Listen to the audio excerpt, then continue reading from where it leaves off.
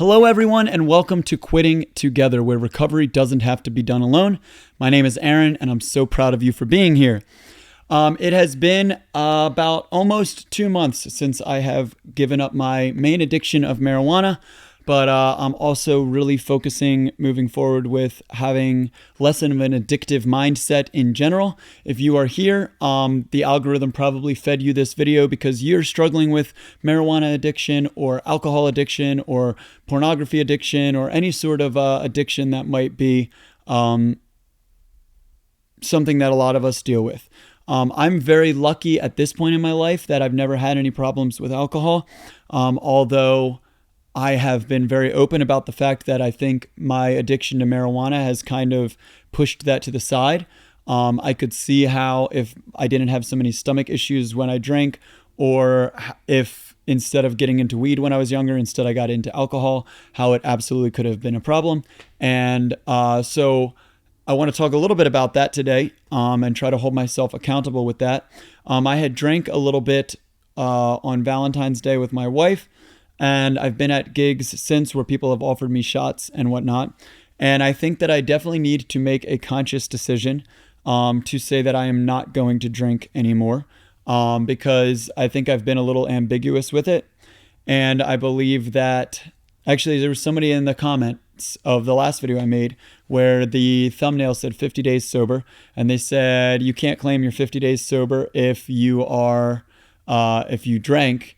And while I do think that it's a little wrong to gatekeep addiction, to say that, like if somebody struggles with pornography and they make it 3 months without watching any porn, but they have a little bit of alcohol in there when that's not their problem, I don't think that you would say that they're not being sober from the addiction that they have.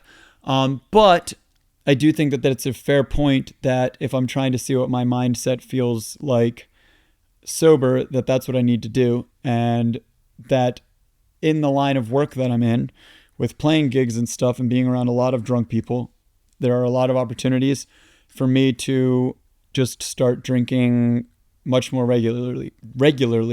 And I don't want that to be a thing, especially as I get older. I'm in my mid-30s and I have no goals in creating an alcohol addiction now, this late in life, right? But with that said, I think that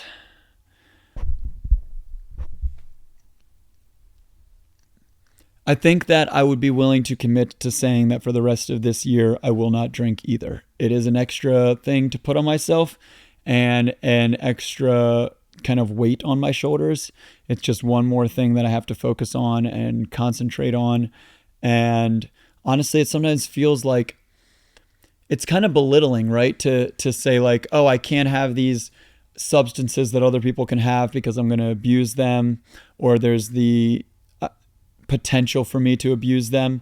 It feels like, well, what's wrong with me, right? Like, how much of a wimp am I that I can't even control my impulses? But I think a lot of the problem is that like these things were made to hack our biological impulses, right? Like the marijuana we smoke today is not at all what just comes out of the ground naturally. It's the the strongest, most potent version of what we would have initially gotten out of the ground.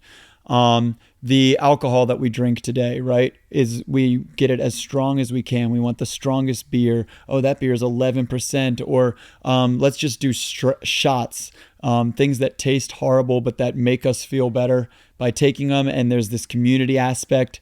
I mean, even for me, like as the singer of a band, like people will come up to me and have bought me a shot, and it's a kind gesture that they're showing me. And it's, you don't want to be rude. You don't want to say like, and also so far this year, times that I've told people, oh, I'm not drinking, or like, I don't drink, everybody assumes that like you're some sort of like have a horrible problem with alcohol.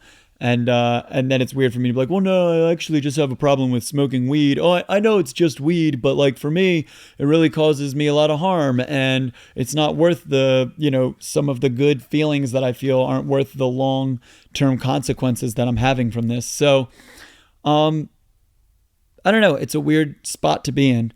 So if you have made it this far, or you've made it 15 days or a week or however long you've made it, I'm really proud of you for sticking with it this long. It has not been easy for me. There are days that are really easy. There's other days that are really difficult. I don't know if you can see it. I can show it to this camera here. But I've been writing the word no on my hand pretty much every day, multiple times now, as a reminder. Anytime I start to feel an impulse, even the slightest, even though I know I'm not going to break it, if I start to feel as though smoking would make this situation feel better, or drinking would make this situation feel better, I retrace the lines on my hand, no, and it gives me just enough time to distract my mind from that mindset and from that thought pattern, and to kind of reset it, and to also remember the reason that I'm doing this stuff, the reason that I'm giving this up, the reason that, to me, it would be much better to not be intoxicated.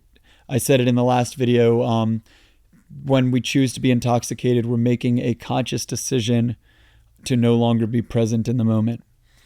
Sometimes maybe that's a good thing, right? Sometimes we need something to disassociate us from our current situation.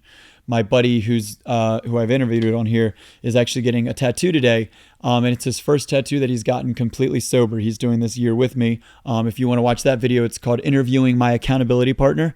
But he's getting a tattoo today, completely sober. And if he did a couple shots or smoked, it would probably be a million times easier to go through with this. But there's something to be said about being completely present and in the moment. Ugh. So with that said, obviously I'm a little tired, not sleeping great still, but some days are better than others. I've been working out a lot. I have officially gained about 10 pounds since, if you go back and watch my very first video at the beginning of the year, and that feels good. I meet with a personal trainer now, and I've just really focused on those things. And so far, so good. We'll see what happens. But I want to encourage you all to continue to watch some of the other videos. Check out what I'm posting in the future if you feel as though this is beneficial for you. I know for me, it's very beneficial hearing your guys' stories. And I'm sorry that I'm not posting as often as I would like to, but I'm trying to work on that now. And I have this new setup here available to me, and I will be utilizing it much more. I've been working on it a lot in the last week and a half.